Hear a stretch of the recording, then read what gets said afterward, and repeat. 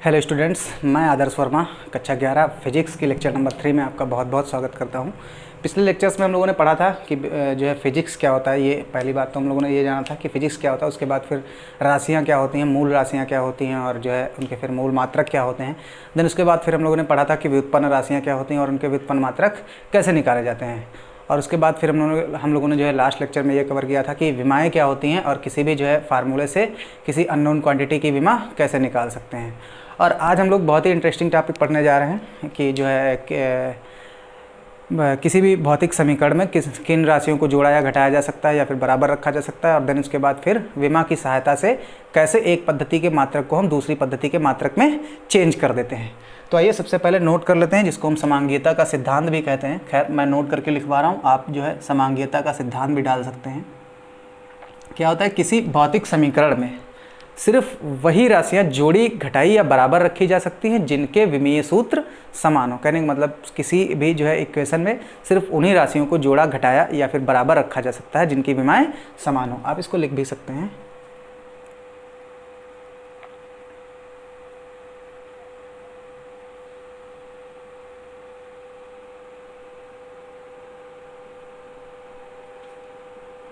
किसी भौतिक समीकरण में केवल उन्हीं राशियों को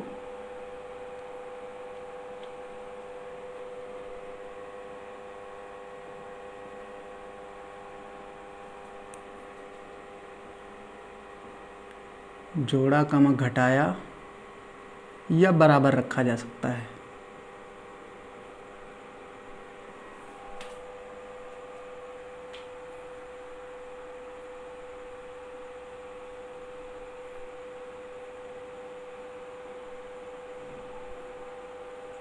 जिनकी क्या समान हो, विमाएँ समान हो।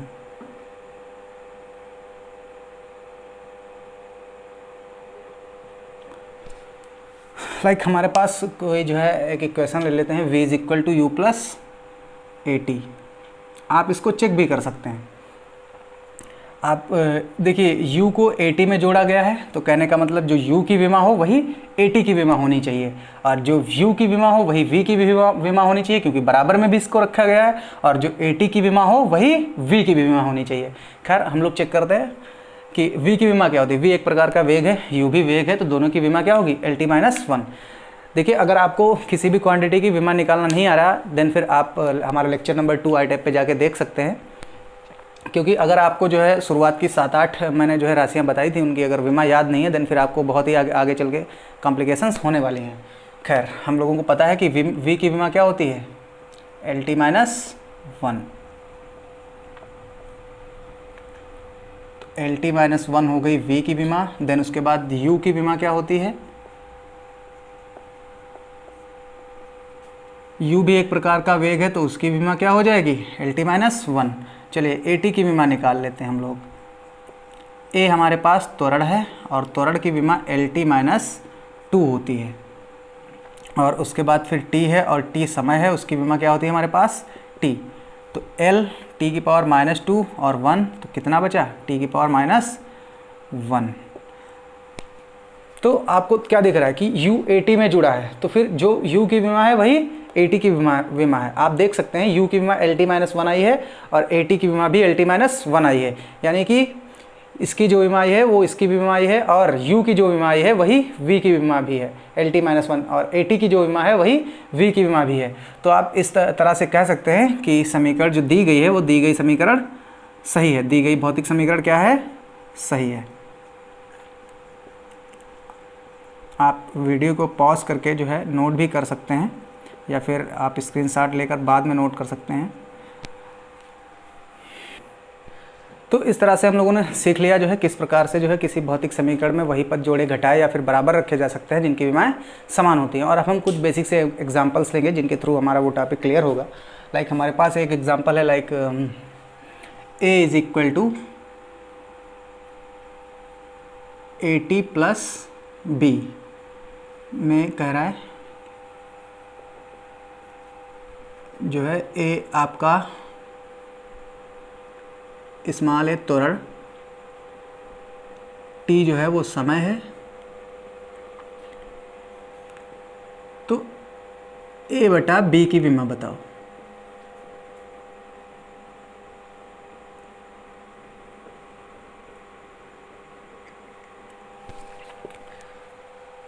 तो क्या है, ए बराबर, सॉल्व करते हैं इसको हम लोग, ए बराबर AT प्लस बी है।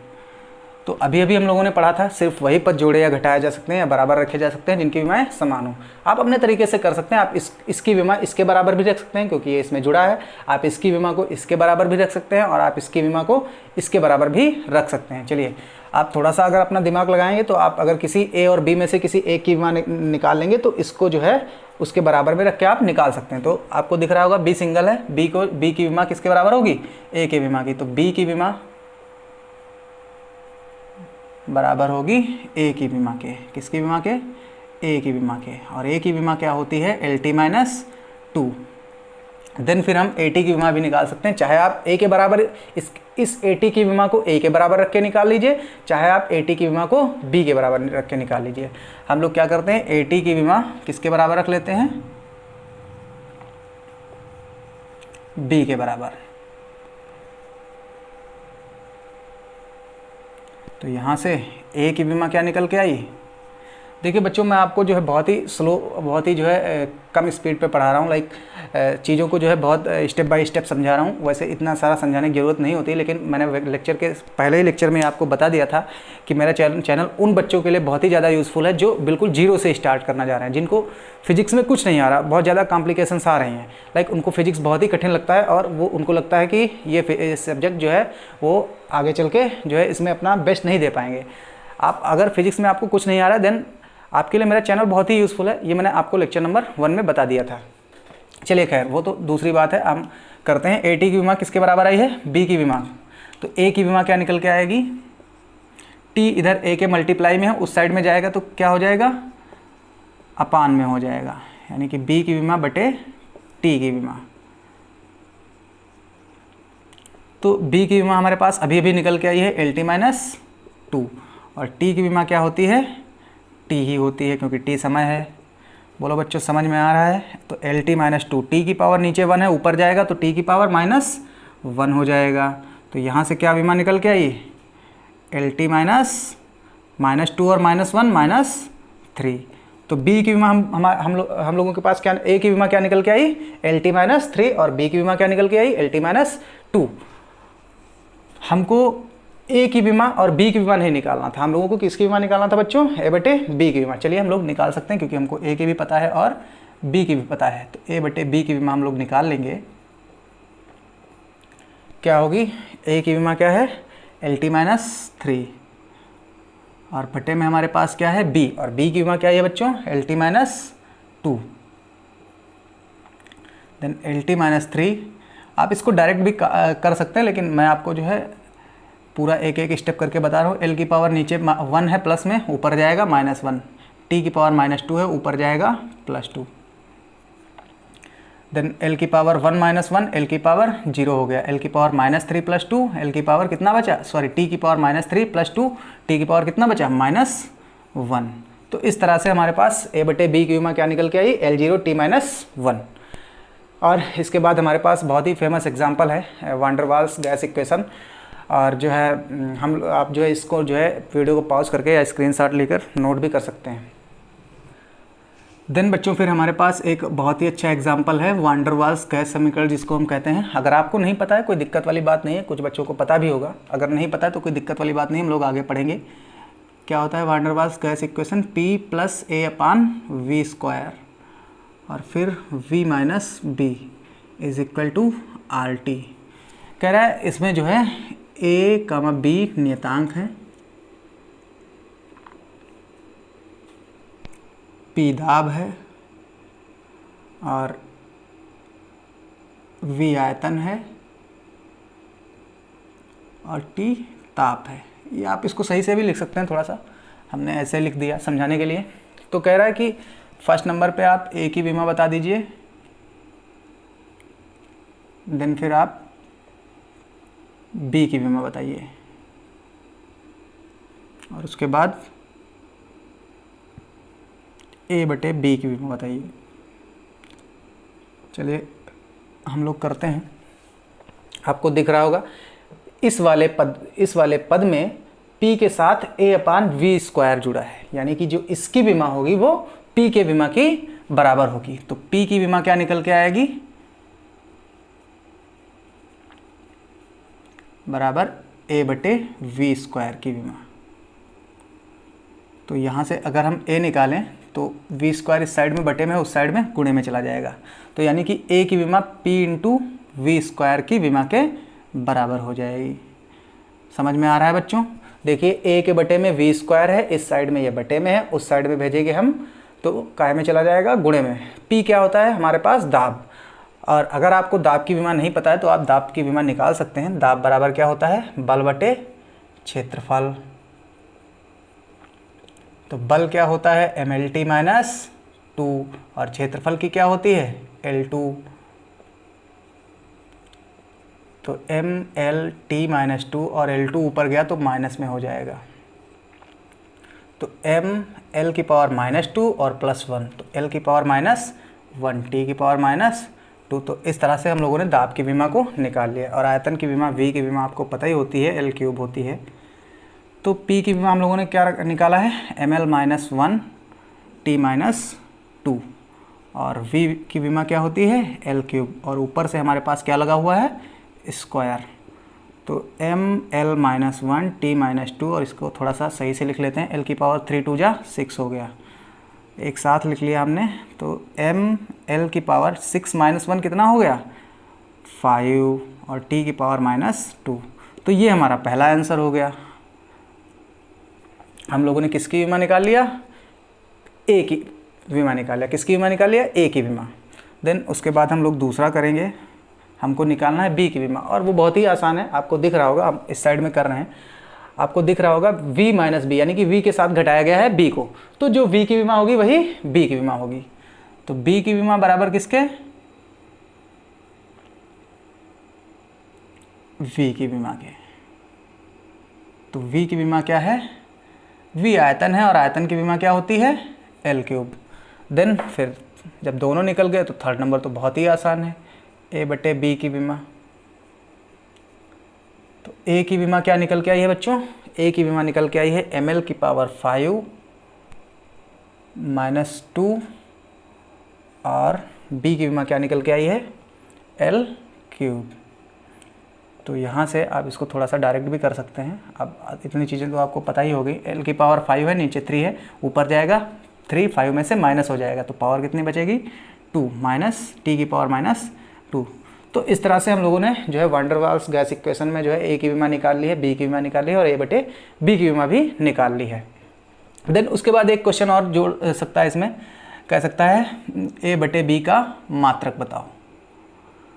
तो इस तरह से अगर वो कह दे तो a बटे की b की विमा आप निकाल सकते हैं, तो फिर उसका मात्रक भी निकाल सकते हैं, चाहे आप जो है SI यूनिट बता दे या फिर उसको कन्वर्ट कर दे बाद में। खैर हम लोग देखते हैं। तो a बटे b का मात्रक निकालना है। हमको विमा पता है तो हम मात्रक बता सकते हैं। लाइक हमारे पास m SI यूनिट क्या होता है? kg और L2 यानी कि मीटर का स्क्वायर और t यानी कि समय की पावर माइनस यानी कि सेकेंड की पावर माइनस 2। तो आप ऐसे भी लिख सकते हैं kg L मीटर होता है, मीटर की पावर 2 लगा है, t सेकेंड होता है और सेकेंड की पावर माइनस 2। और जो बहुत ही होशियार, थोड़े से भी होशियार बच्चे हैं उनको ये पता होगा कि ये किसका मात्रक होता है बच्चों? ये मात्रक होता है कार्य का या फिर किसी भी प्रकार की ऊर्जा का मात्रक यही होता है। तो इसको हम क्या लिख सकते हैं? जूल, क्योंकि ये चीज़ 1 जूल के बराबर होती है। तो इस तरह से हम किसी भी जो है इक्वेशन में जो है कांस्टेंट की विमाएँ निकाल सकते हैं। या फिर ये समझ लिया हम लोगों ने कि किस प्रकार से जो है पदों को जोड़ा या घटाया या फिर उनके एक दूसरे के बराबर रखा जाता है जब उनकी क्या समान हो? विमाएँ।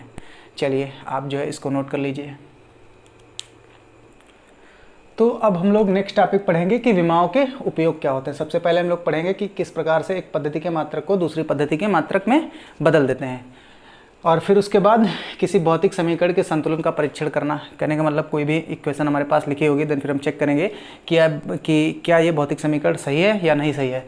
देन उसके बाद फिर भौतिक राशियों में संबंध स्थापित करना। लाइक आपसे कह देगा कि ये कोई राशि है और जो है ये इन राशियों पर निर्भर करती है, तो फार्मूला बना दो।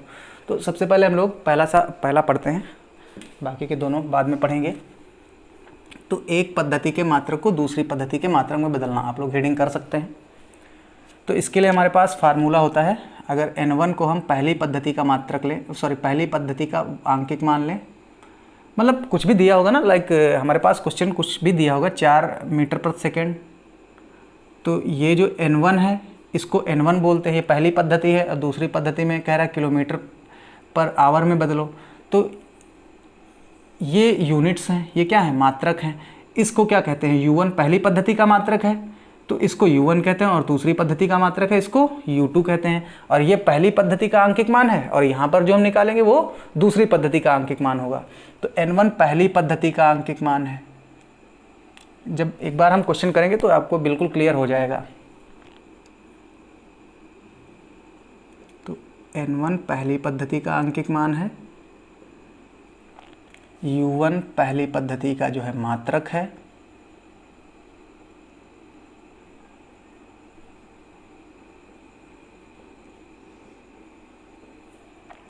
n2 दूसरी पद्धति का आंकिक मान है,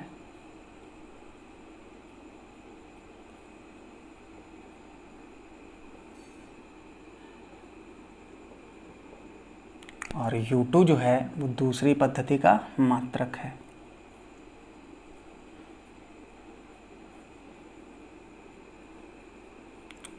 तो इस तरह से आपको जब एक पद्धति का मात्रक दिया होगा और उसको दूसरी पद्धति के मात्रक में बदलने को कहेगा, तो हम एक फार्मूला है हमारे पास n1 u1 is equal to n2 u2, और ये n1 u1 को n2 u2 के बराबर करके हम जो है आसानी से ये काम कर सकते हैं। तो आप इसको नोट कर लीजिए।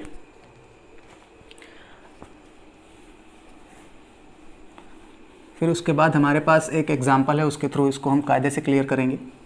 लाइक कह रहा है, आप जो है बहुत सारे एग्जाम्पल्स आपकी बुक में दिए होंगे, आप उनको प्रैक्टिस कर सकते हैं। अगर आपको कहीं भी किसी भी न्यूमेरिकल में प्रॉब्लम आ रही है, देन फिर आप जो है मेरे व्हाट्सएप नंबर 9648449144 पे अपनी प्रॉब्लम को मैसेज कर सकते हैं, या फिर आप कमेंट बॉक्स में भी अपनी प्रॉब्लम को कमेंट कर सकते हैं। खैर, हमारे लोगों के पास एक क्वेश्चन है, गुरुत्वीय त्वरण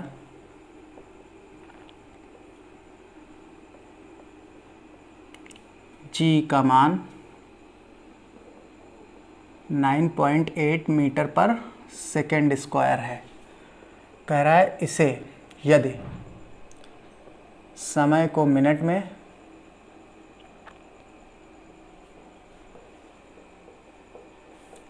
और लंबाई को किलोमीटर में मापें तो g का मान बताओ।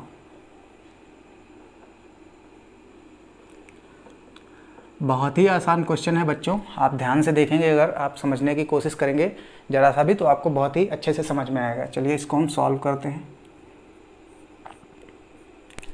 देखिए बच्चों, सबसे पहले हम ये जान लेते हैं, हमने बताया था कि पहली पद्धति का जो मान होता है उसको आंकिक, पहली पद्धति का आंकिक मान कहते हैं। तो यहाँ पर n1 बराबर कितना है, 9.8, और u1 कितना है, u1 है मीटर पर सेकेंड स्क्वायर।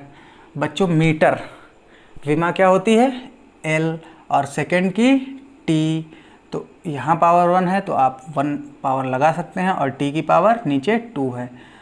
और ये पहली पद्धति का है तो आप सफिक्स में 1 भी लगा सकते हैं।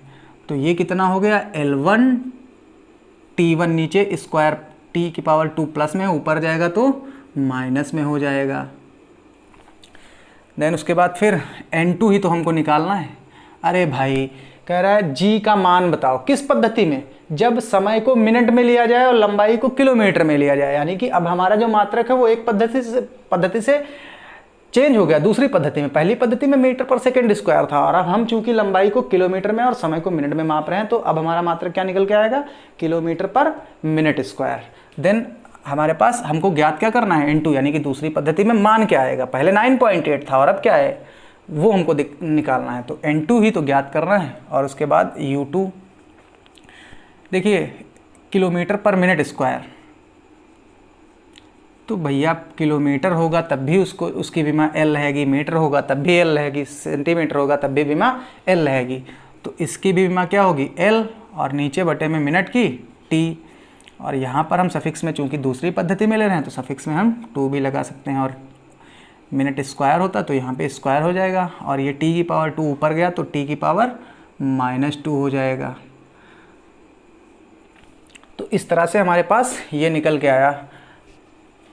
अब देखो, चूंकि n1 u1 is equal to किसके होता है, n2 u2 के, तो n1 का मान कितना है बच्चों 9.8 और u1 का मान कितना है L1 T2 की पावर -2। n2 की वैल्यू कितनी है वही तो हमको ज्ञात करना है, और u2 की वैल्यू कितनी है L2 T2 की पावर -2। थोड़ा सा इसको और कायदे से लिख लेते हैं। L1 पहली पद्धति जो है, L1 किस में है, L1 मीटर, तो इसको हम मीटर, या फिर हम इसको सही से लिख लेते थोड़ा सा और, तो L1 T2 की पावर -2 और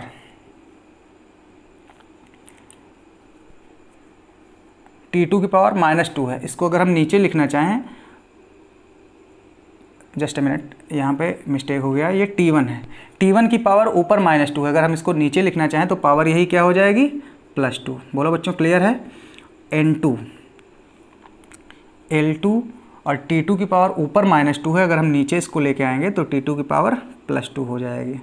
अब इस पार्ट को आप इस साइड में भेज दीजिए। अब इसको थोड़ा सा इधर सॉल्व करते हैं। देखिए T2 इस साइड में बटे में है और L2 गुणे में है, तो जो बटे में होगा वो इस साइड में गुणे में पहुंच जाएगा, और जो गुणे में होगा वो इस साइड में बटे में पहुंच जाएगा। तो 9.8 L1/T1 की पावर 2, और ये चीज़ इधर गुणे में है तो बटे में है तो इस साइड में गुणे में पहुंच जाएगा।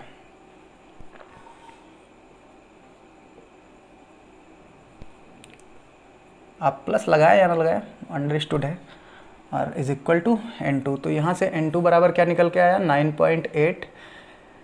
बच्चों L1 यानी कि पहली पद्धति का मात्रक। पहली पद्धति में L1 क्या है मीटर में, तो यहाँ पे आप क्या लिख सकते हैं मीटर, और T1 पहली पद्धति में क्या है सेकेंड में, तो यहाँ पे आप क्या लिख सकते हैं सेकेंड स्क्वायर। और देन फिर T2 काहे में है, दूसरी पद्धति में काहे में है समय, T2 मिनट में, तो यहाँ पे आप क्या लिख सकते हैं मिनट स्क्वायर। और L2 किलोमीटर में है दूसरी पद्धति में, तो आप इसको क्या लिख सकते हैं किलोमीटर स्क्वायर। और फिर 9.8 मीटर वाले को जो है लंबाइयों को एक पास कर लो, तो मीटर बटे, सॉरी यहाँ पे स्क्वायर नहीं था, ये L2 था, तो मीटर बटे किलोमीटर और मिनट स्क्वायर बटे सेकेंड स्क्वायर। आ रही है बच्चों बात समझ में। तो 9.8 भाई 1 किलोमीटर में कितने मीटर होते हैं 1000 मीटर, तो मीटर को आप ऐसे ही छोड़ लीजिए और किलोमीटर की जगह पर क्या लिख लीजिए 1000 मीटर। देन उसके बाद आप यहाँ पे समझ सकते हैं थोड़ा सा, हम मिनट स्क्वायर की सेकेंड स्क्वायर की जगह पर सेकेंड स्क्वायर कैसे लिखेंगे। तो 1 मिनट बराबर कितने होते हैं 60 सेकेंड, दोनों पक्षों का स्क्वायर कर दो तो ये 1 स्क्वायर हो गया और मिनट स्क्वायर हो गया, और इधर स्क्वायर करेंगे तो 60 का क्या होगा 6 का 36, 1 जीरो है तो 2 जीरो लग जाएंगे, स्क्वायर करेंगे और सेकेंड स्क्वायर। तो 1 मिनट में कितने सेकेंड स्क्वायर होते हैं 3600 सेकेंड स्क्वायर। तो हम यहाँ पर कितना लिख सकते हैं 3600 सेकेंड स्क्वायर बटे सेकेंड स्क्वायर। सेकेंड स्क्वायर से सेकेंड स्क्वायर कट गया, मीटर से मीटर कट गया, तो 9.8 इंटू 3600 बटे 1000। इस जीरो से इस जीरो को, इस जीरो से इस जीरो को काट दीजिए, फिर आप 9.8 की 36 से मल्टीप्लाई करिए। चलिए कर लेते हैं हम लोग इधर। 8 को 6 बार करेंगे तो 48, 8 तियाँ 24 और 4 28, 9 को 6 बार 54 का 4 और 9 तियाँ 27 और 5 32, 1 8 8 4 12 का 2 हासिल लगा 1 2 2 4 1 5 और 3। देखिए एक संख्या पहले बच्चों दशमलव है तो यहाँ पर एक संख्या पहले दशमलव लगा दो, तो 352.8 बटे कितना आया 10। देखिए बच्चों नीचे 1 जीरो है तो एक संख्या दशमलव और इधर बढ़ा दो, क्योंकि हम भाग करेंगे तो 35.28 हो जाएगा। तो 35.28 N2, और N2 किस में है समय मिनट में है और लंबाई किलोमीटर में है। मात्रक क्या था, मीटर प्रति सेकंड स्क्वायर, तो मीटर की जगह पर किलोमीटर लिख देंगे और सेकंड स्क्वायर की जगह पर मिनट स्क्वायर। तो इस तरह से हम किसी एक पद्धति के मात्रक को दूसरी पद्धति के मात्रक में बदल सकते हैं। और फिर उसके बाद बहुत ही ज़्यादा एग्जाम्पल्स आपकी किताब में होंगे, आप वहाँ से भी प्रैक्टिस कर सकते हैं। खैर, इसके बाद मैं जब आपको न्यूमेरिकल्स कराऊंगा किसी भी बुक से या फिर अपने पास से, देन वहाँ पे आपको ये चीज़ें ज़्यादा समझ में आने वाली हैं। आप कमेंट में आप हमको बताएंगे कि कौन सी किताब से मुझे न्यूमेरिकल्स कराना चाहिए। आप यूपी बोर्ड के स्टूडेंट हैं तो आपके यहाँ पे कौन सी किताब जो है ज़्यादा यूज़फुल रहेगी, या फिर आप किसी अदर बोर्ड के स्टूडेंट हैं तो आप अपनी किताब को हमें रिकमेंड करिए कि सर आपको इस किताब से पढ़ाना चाहिए। खैर, वो तो बात की बात है। उसके पहले हम लोगों को अभी बहुत सारे टॉपिक क्लियर करना है। लाइक विमा हमारे पास लगभग ख़त्म होने को है और उसके बाद हम लोग एरर एनालिसिस की तरफ बढ़ रहे हैं, त्रुटि विश्लेषण की तरफ, और वो इस चैप्टर का हमारा लास्ट टॉपिक है। खैर, आप इसको नोट कर लीजिए। तो अब हमारे पास अगली हेडिंग आप कर लीजिए, भौतिक समीकरण के विमीय संतुलन का परीक्षण करना। सिंपल सी बात है, हम ये चेक करेंगे कि कौन सी समीकरण सही है और कौन सी नहीं सही है। लाइक हमारे पास दो एग्जांपल हैं, v = √2gh, और जहाँ पे आप ये जान लें कि v वेग है, 2 एक जो है न्यूमेरिकल वैल्यू है, और g गुरुत्वीय त्वरण है, और h ऊंचाई है। और हमारे पास दूसरी समीकरण है v = √2gv। चेक करें, कह रहा है कि चेक करें कि ये समीकरण सही है कि नहीं। तो इसके लिए हमारे पास ये समीकरण देखिए बच्चों, v के बराबर में √2gh है, तो जो v की विमा है वही √2gh की भी विमा आनी चाहिए, तभी तो ये इक्वेशन सही होगा। अभी हम लोग यही तो पढ़ के आए हैं। तो v की विमा क्या होती है बच्चों, ये वेग है तो LT-1, और √2gh, 2 से तो कोई मतलब नहीं है, वो आंकिक मान है, मैंने पहले ही बता दिया था।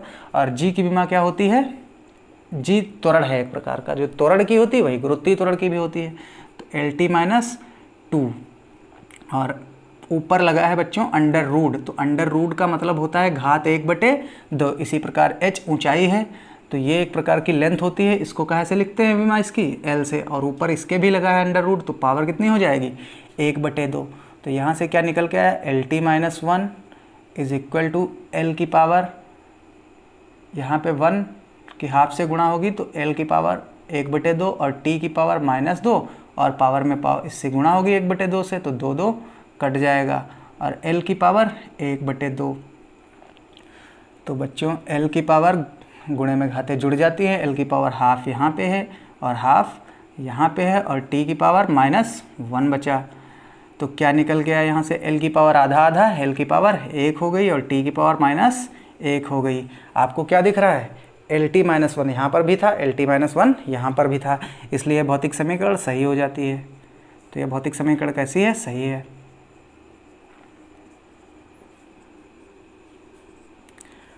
देन उसके बाद हमारे पास ये एग्जांपल है, इसको भी चेक कर लेते हैं। तो v की विमा पता ही है, वेग होता है तो LT-1 होता है। 2 से कोई मतलब नहीं बच्चों, क्यों, √2 से हमको कोई मतलब नहीं, क्योंकि ये एक न्यूमेरिकल वैल्यू है, और न्यूमेरिकल वैल्यू विमा या मात्रक में हम नेग्लेक्ट कर देते हैं। और g त्वरण होता है, गुरुत्वीय त्वरण, तो उसकी विमा क्या होगी LT-2, और v वेग है तो इसकी विमा क्या होगी LT-1। तो LT-2 और LT-1 इसको एक साथ लिख लेते हैं, तो L की पावर 1, L की पावर 2 हो गई, और t की पावर -2 और -1 बच्चों -3। तो आपको दिख रहा होगा इधर LT-1 आ रही थी, इधर L2T-3 आ रही, दोनों पद बच्चों बराबर में रखे गए हैं, जबकि इसकी विमा और इसकी विमा अलग अलग है। और चूंकि दोनों की विमा अलग है, इसलिए ये भौतिक समीकरण क्या हो जाती है, गलत, इसलिए भौतिक समीकरण सत्य नहीं है।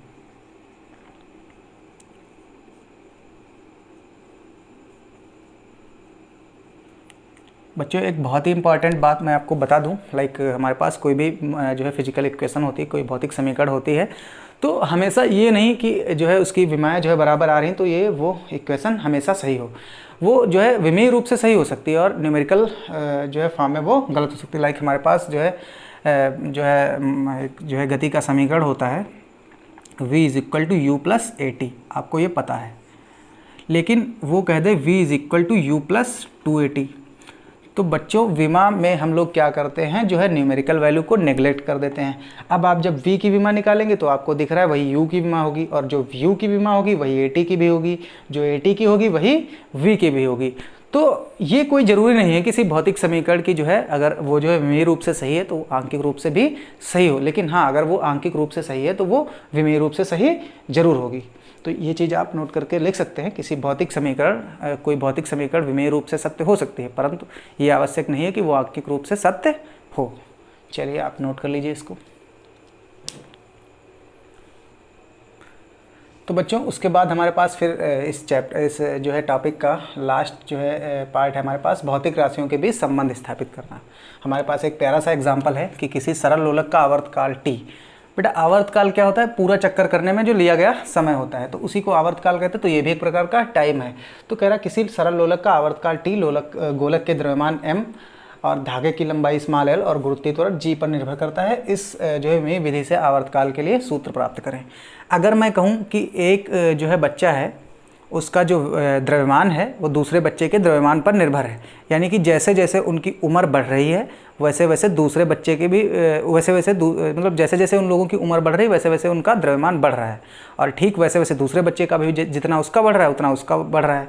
तो हम इसको कैसे क्या लिख सकते हैं? मतलब एक बच्चा A है तो A का जो द्रव्यमान है और बच्चे B के द्रव्यमान के बराबर है। कहने का मतलब जैसे जैसे A का द्रव्यमान बढ़ रहा है समय के साथ वैसे वैसे B का भी द्रव्यमान बढ़ रहा है समय के साथ। तो बात समझ में आ रही है? ये चीज़ आपको मैंने इसलिए बता दिया क्योंकि वो यहाँ पर बहुत सारे बच्चे क्या होते हैं, मैथ वालों को तो खैर पता होता है, लेकिन बायोलॉजी स्ट्रीम के जो बच्चे होते हैं उनको ये चीज़ दिक्कत करती है कि सर प्रोपोर्शनल क्या होता है और ये किस टाइप से चीज़ें होती है। अगर मैं वहीं ये लिख दूँ कि m reverse proportional to MB, then फिर जैसे जैसे m बढ़ता है वैसे वैसे MB घटता है। तो इस तरह से चीज़ें होती हैं। खैर हम लोग यहाँ पे देखेंगे कि कह रहा है किसी सरल लोलक का आवर्तकाल गोलक के द्रव्यमान m, तो T निर्भर कर रहा है पहली बात द्रव्यमान m पर, फिर धागे की लंबाई L पर निर्भर कर रहा है, L कर लो, फिर गुरुत्वीय त्वरण G पर निर्भर कर रहा है तो G कर लो। मान सकते हो कोई पावर, इसकी A पावर मान लो, इसकी पावर B मान लो, इसकी पावर C मान लो। हम लोग सॉल्यूशन कर रहे हैं इसका। देन फिर उसके बाद एक समस्या और आती है, अगर A प्रोपोर्शनल टू B लिखा है तो बच्चों जब ये प्रोपोर्शनल हटाते हैं और बराबर लगाते हैं तो प्रोपोर्शनल जब हटाते हैं बराबर लगाते हैं तो एक कांस्टेंट भी साथ में लगा देते हैं। खैर तो यहाँ से जब प्रोपोर्शनल हटाएंगे तो हम माना वो कांस्टेंट जो है स्मॉल k लगा रहे हैं, आप कुछ भी लगा सकते हैं, और इस कांस्टेंट की वैल्यू हम लोग एक्सपेरिमेंट के थ्रू जो है ज्ञात कर लेते हैं। लाइक जो आप ये जो सरल लोलक का आवर्तकाल t का और जो है गोलक के द्रव्यमान और धागे की लंबाई गुरुत्वीय त्वरण g पर निर्भर है, तो आवर्तकाल के लिए सूत्र जब ये आप एक्सपेरिमेंट करेंगे तो वहाँ से आप k का मान निकाल सकते हैं। देन आपको दिख रहा होगा कि ये तो एक जो है लिख सकते हैं जहाँ k एक नियतांक है, तो ये तो नियतांक है तो इसकी विमा से तो मतलब नहीं, यानी कि t की विमा जो होनी चाहिए वो इस पद की विमा के बराबर होनी चाहिए।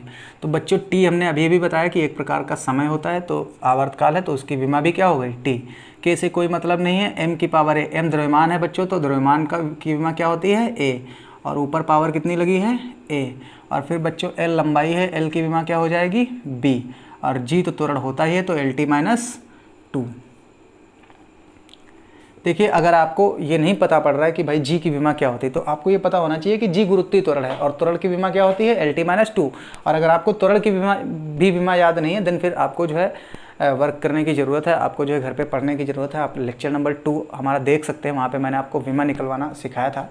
खैर तो m यहाँ पर जो है m की पावर a, l की पावर b यहाँ पर है, और l की पावर, आप इसको ऐसे पहले सही से लिख लेते थोड़ा सा, l की पावर b यहाँ से आई, l की पावर c और 1 की मल्टीप्लाई हो तो l की पावर c आई, फिर t की पावर -2 की c से हुई तो -2c आई। देन फिर m की पावर सिर्फ a ही है और कहीं पर कोई पावर दिख नहीं रही।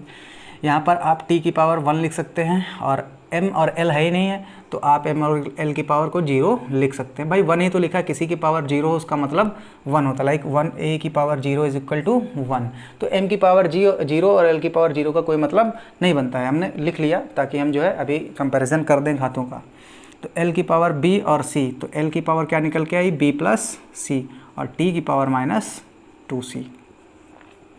तो m0 l0 t1 is equal to m की पावर a, l की पावर b प्लस c और t की पावर -2c।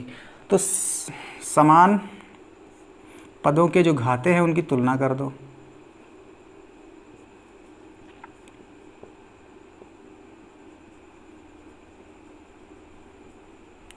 तो आपको m की पावर 0 यहाँ पर, m की पावर a यहाँ पर, a की जगह पर क्या दिख रहा है आपको 0, और b प्लस c की जगह पर बच्चों क्या दिख रहा है 0, तो b प्लस c बराबर 0, और माइनस 2c की जगह पर क्या दिख रहा है 1।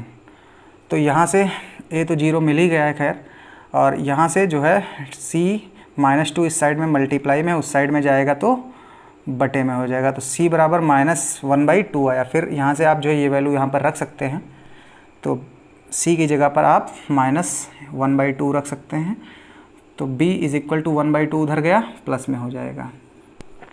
तो इस प्रकार से हमारे पास a बराबर 0 आया, b बराबर 1/2 आया और c बराबर -½ आया। कुछ नहीं कर रहा है, इसको आप इक्वेशन 1 यहाँ पे बना लीजिए। ये सारे a b c के मान उठा के इक्वेशन 1 में रख दीजिए। तो a, b व c के मान इक्वेशन 1 में रखिए। रखने पर तो t = k, m की पावर a की जगह पर बच्चों कितना आया 0, और फिर l की पावर b है और b की जगह पर क्या आया है 1/2, और फिर g की जगह पर g की पावर c और c की जगह पर क्या है -½ तो g की जगह पर -1/2। तो k बच्चों m की पावर 0 का तो कोई मतलब ही नहीं है, वो तो 1 होता है, और l की पावर 1/2 और g की पावर ऊपर -1/2 है, ये जब नीचे आएगा तो +1/2 हो जाएगा। आपको दिख रहा होगा कि ऊपर क्या है l की पावर 1/2 और नीचे g की पावर 1/2।